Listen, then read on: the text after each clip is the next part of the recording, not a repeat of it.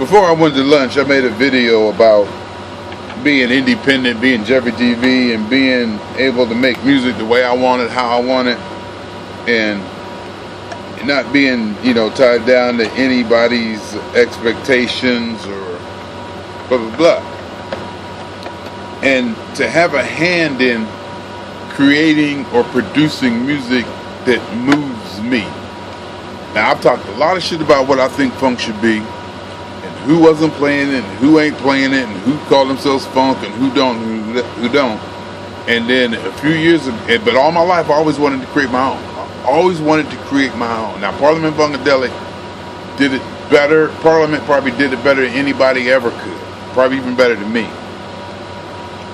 But since then, nobody has really hit that spot. And it maybe possibly nobody can hit that spot but me. Maybe nobody can hit your spot but you. You know what I mean? If you get to a certain age or a certain understanding or a certain experience, we say, nobody else can do it the way I want it done. I have to go out and do it myself. And for me, and I just came back from lunch and I was messing with a track that we had recorded.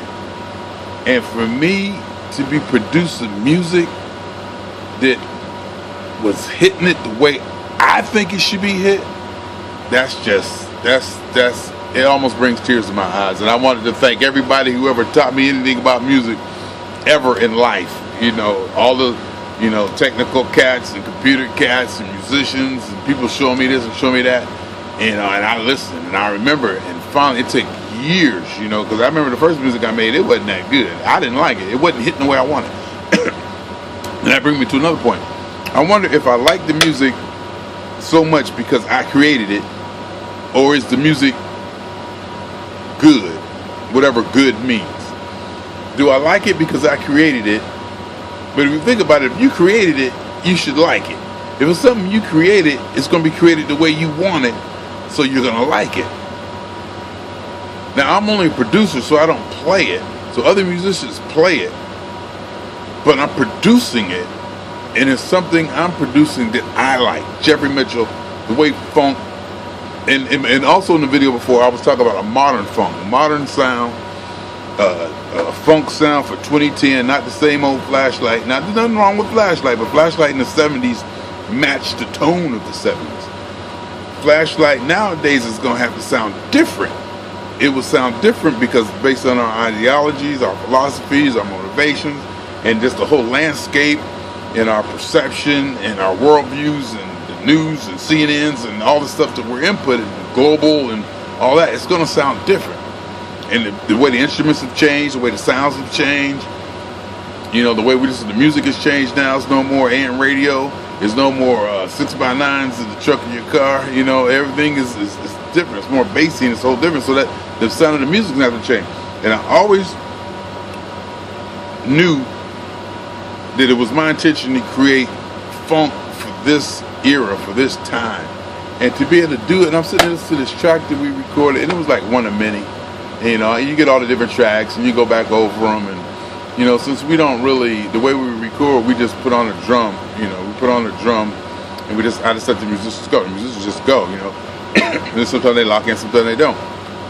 But most of the time they do. But in there's always some magic. And to go back over, hours and hours of recording and to find some magic, you be going, whoa! And I did that today. I was like, listen to this shit. This shit is booming. And it's not just like booming that it's gonna sell a lot of records and everybody's gonna like it. I like it. I think it's hitting the way it should be hitting. I could go say, I could go to this music and say, this is what funk should sound like. And it's something that I produced, that people performed in my living room with an intention that I had to get to this. It was my intention to create this, and I actually put it together, put the pieces together, and made it happen. With hardly no budget. And that is really, really, really rewarding and fulfilling. Because I'm listening to this music and I'm like, I'm getting better and better. I'm listening to everybody, things people tell me, what they don't like, what they, just even on from my 9-year-old niece saying, is that the same thing that's going over and over? You gonna say that through the whole song? And it changes, and people saying, oh, it's boring already. You know, you're playing the same riff over and over and over. Take a change, make a move, you know, take it somewhere. You know, all the little things, you know, add drums. It's just, and now I'm at the point where the music I'm putting out, I think is good enough to where I almost can call it funk. I can't call it funk, damn it, it's funk. Funk. Because when I first making music, if you notice, I didn't put it under P-Funk 1. I put it under jefferyTV. And I did that on purpose because I wasn't even sure that it was funk. Or I was sure that it wasn't hitting what I thought funk should hit. You know, it didn't have that. It didn't have that on it, you know. But now the music I'm making has that on it, but it has like it has an intellectual, not intellectual, but a more spacey intellectual kind of head sounds to it, head motion, you know, to keep your head, to keep that on you, but it's gonna take you somewhere, you know, with the guitars and the synthesizers and the different instruments. But finally, you know, I'm producing music that I think is funk, and I think, for me, I can't see how anybody doesn't want to do that. But then again, a musician may say, well, I can't see how anybody doesn't want to play an instrument. A musician probably say, well, I can't see how anybody cannot play an instrument. A bass player might say, I don't see how anybody doesn't want to play a bass. Why would anybody not want to play a bass? This is like everybody, because if that's your thing. I never really made an instrument, but I never played an instrument, but I'd say, how could somebody not want to make their own music? You know, and there are some people who told me, said they have no interest in making their own music. They're, you know, fine with collecting and going out and buying records and, you know, being a fan and getting it that way. But I'm like, how could anybody not be interested in making their own music when it's so easy? You know, not even because it's so easy, just period. You know, I learned, it took me years and I learned it. And anyway, I'm supposed to be here working. I got my screwdriver in my hand. I'm in there working, so I want to holler, hopefully it ain't too long. But the music, we're making that funk, we're making that funk, we're making that funk, we're making that funk, we're making that funk, we're making that funk. And I ain't got to look to nobody to do it, and I ain't the kind of person to look to anybody for anything anyway, for so long. Maybe I might look to you for a second or two, and I find out, you know, it ain't gonna happen. And this is, in my age, I'm at the point where I can't look to anybody. I'm at the age and capability where if I want something done, I got to do it myself. And I have the means and the ways and the knowledge and the capability to go out there and make whatever I want happen. And I want funk music. And I don't care if I sell one record, I don't care if I sell two.